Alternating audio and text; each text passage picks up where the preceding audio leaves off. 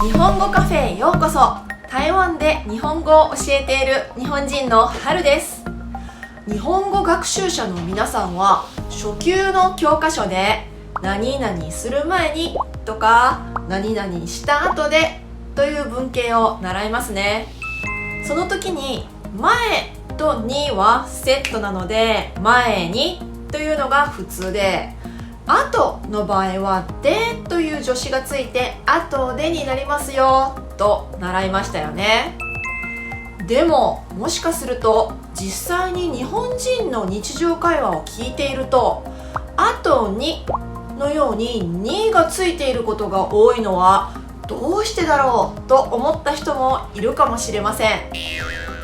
今日の動画を見るとどんな時にでをつけてどんな時ににをつければいいかが分かるようになって、もっと自然で正確な日本語が話せるようになりますよ。また後の後にはをつける場合や全く助詞をつけない場合はどんな時かについても考えます。このチャンネルでは教科書には載っていない、でも日本人なら必ず使い分けているような微妙な違いについていろいろ取り上げていますので、見逃したくない方はチャンネル登録しておくといいと思います。まず以下の文のうちどの文が正しいと思いますか？朝ごはんを食べた後、この薬を飲んでください。朝ごはんを食べた後でこの薬を飲んでください。朝ごはんを食べた後にこの薬を飲んでください。どうでしょうか？答えは実は全部正しいんです。でもニュアンスは少し違います。この中で意味がほとんど同じなのは最初の文と次の文ですね。この2つの文を聞いた人が分かることは、どちらを先にすればいいかという順序です。まず A をしてそれから B ですね。またこの2つの文の場合 A が終わってからすぐではなくて、もしかすると少し時間を置いて B をしてもいいと思うかもしれませんね。そしてこの2つの文では A と B にはあまり関連性がない感じもします。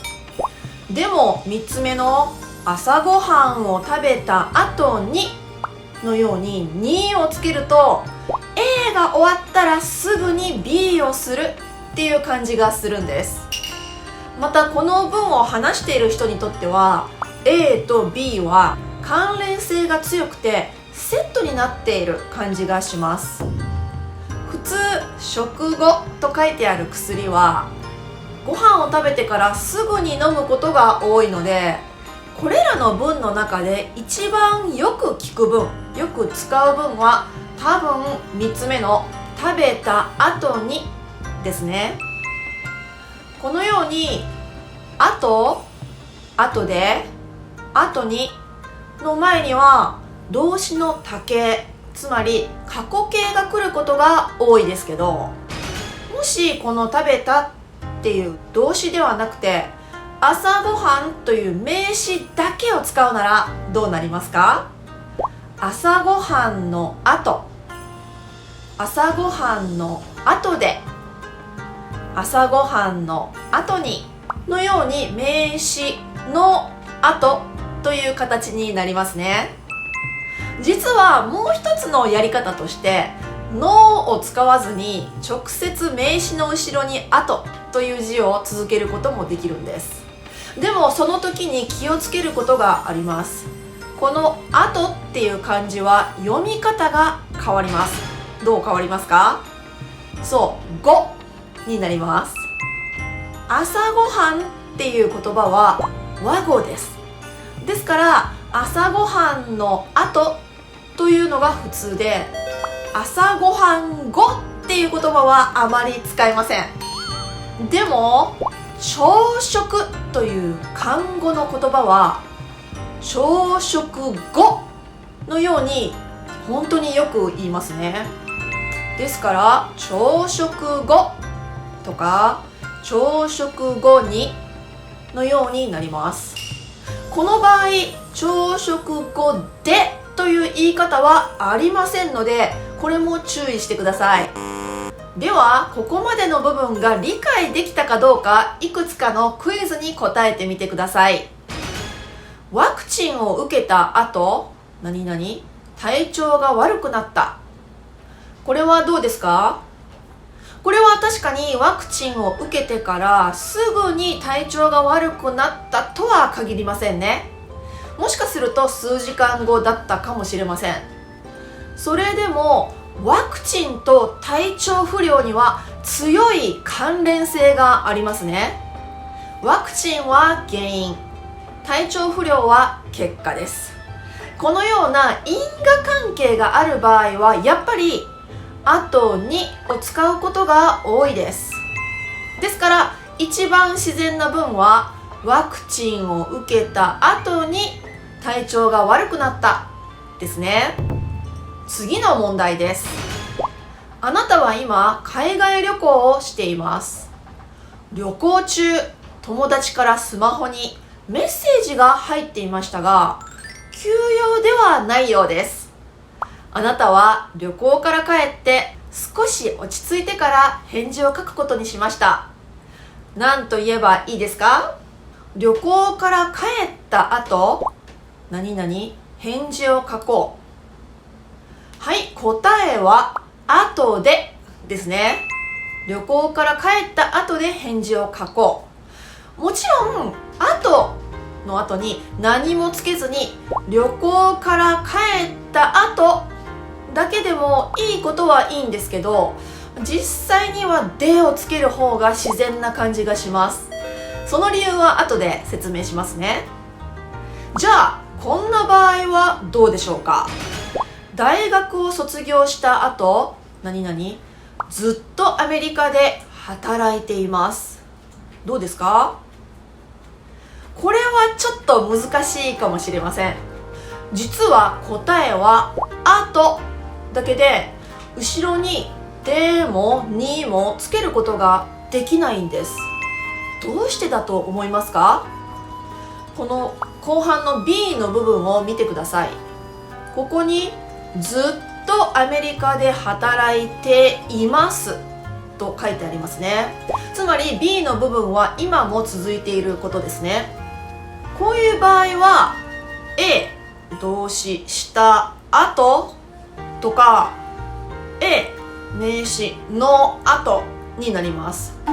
つまり後ろに継続的な動作が続く場合はでもにもつけることができないということです。次はどうですか？彼は転職した後毎日残業している。これも B の部分に継続性があるので、転職した後だけで他の助詞はつけません。もちろん転職後という言い方に変えることはできます。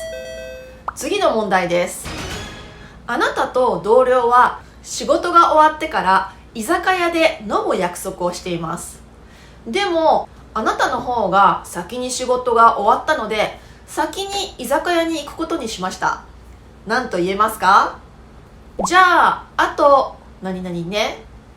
これは後でねですね。